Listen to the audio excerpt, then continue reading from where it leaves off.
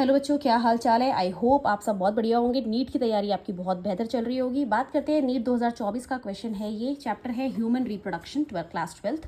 वहाँ से ये पूछा गया था। इसमें बेसिकली एक फ्लो चार्ट दिया था और आइडेंटिफाई ABCD आपको बोला गया था। ठीक है, तो ये है आपका GnRH, ठीक है, गोनाडोट्रोफिन रिलीजिंग हार्मोन। यहाँ से बनता है LH और फिर आगे क्या बनता है, ये दो कौन से हार्मोन्स बनाता है वो आपको बताना है।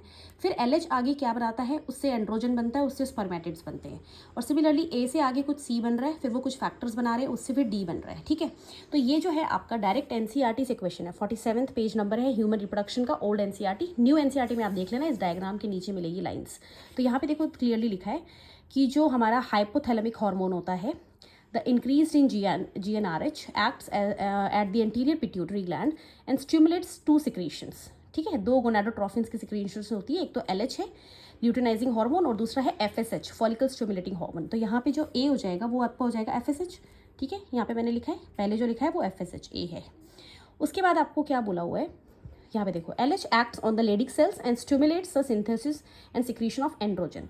तो जो LH है वो किस पे एक्ट कर रहा है, लेडिक सेल्स के ऊपर, और फिर एंड्रोजन बना रहा है, वो आगे स्पर्मेटिड्स बना रहे हैं। ठीक है, B आपको मिल गया, लेडिक सेल्स हो जाएंगे।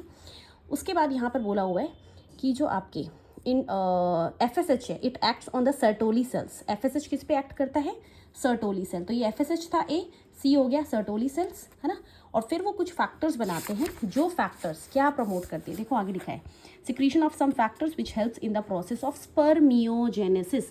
अब बच्चे यहाँ पे जो ध्यान नहीं देंगे वो इसको स्पर्मेटोजेनेसिस कर देंगे, जिन्होंने अच्छे से नहीं पढ़ रखा।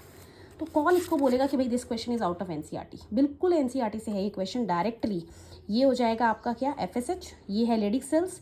FSH एक्ट करता है सर्टोली सेल्स पे और फैक्टर बनाता है स्पर्मियोजेनेसिस, और LH से स्पर्मेटिड्स बनती है जो कि स्पर्मेटोजेनेसिस में हेल्प करते हैं। ठीक है ना।